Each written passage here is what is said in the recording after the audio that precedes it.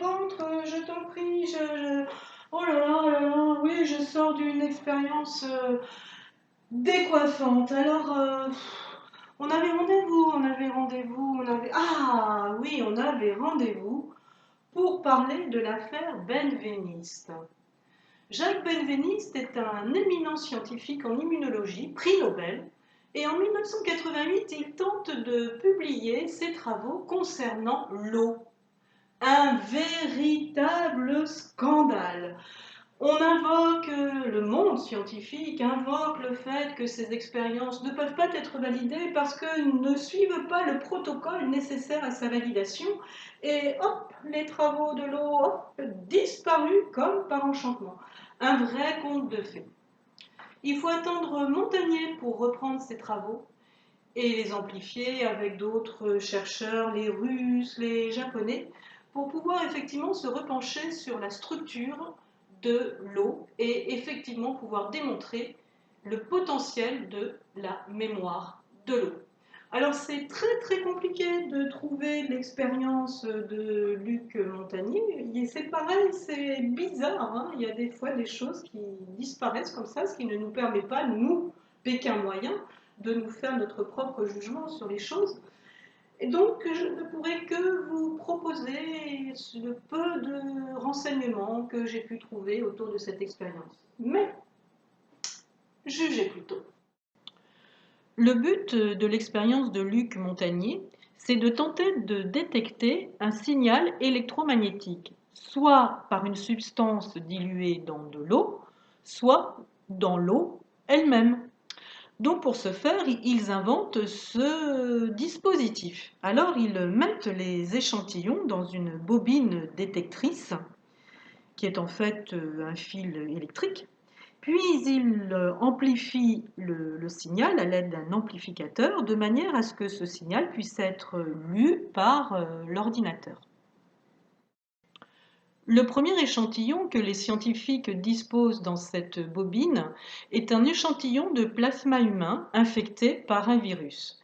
Et dans ce schéma apparaît une onde électromagnétique, donc une vibration. Puis ils ont repris ce plasma et ils ont dilué x fois, et à chaque fois ils ont placé l'échantillon dans la bobine. Et voilà ce qu'ils obtiennent. Les premières dilutions, il ne se passe pas grand-chose. Et puis, arrivé à certaines dilutions, le signal électromagnétique réapparaît, exactement le même que celui du plasma viral. Alors que s'est-il passé? Parce que le sérum est tellement dilué qu'effectivement, il n'y a plus de matière dedans. Pourtant, le signal est là, exactement le même. Alors comment ceci peut s'expliquer? Eh bien, l'ADN qui est placé dans l'eau envoie un signal à l'eau. Et puis en diluant l'eau, le signal reste. Oui, donc c'est bien beau, un ADN dilué qui n'existe plus, mais qui a quand même un signal, ouh là là, mais ce sont que des hypothèses, ça, donc il faut vérifier. Ils ont donc refait un protocole. Ils ont pris de l'ADN viral qu'ils ont mis dans l'eau, puis ils ont récolté l'eau, et dans cette eau, ils ont mis tout le matériel nécessaire pour construire un ADN, le matériel cellulaire, des protéines, des nucléotides, etc. Et qu'est-ce qui se passe? Eh bien, l'ADN viral réapparaît, le même que celui du départ.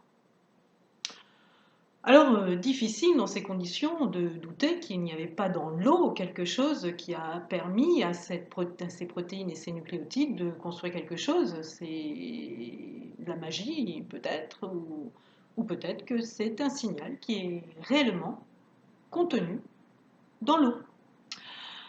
Alors, est-ce que par hasard, vous avez déjà vu un ADN parler ou une cellule parler? Bougez pas, je vais vous montrer. Regardez, voici la lumière que peut émettre un brin d'ADN. Magnifique, hein? Il est littéralement baigné par sa lumière. Et regardez cette cellule comme elle chante, toutes ces couleurs autour d'elle. C'est extraordinaire. Les cellules communiquent en permanence. Et nous, on n'entend rien. Et on ne voit rien.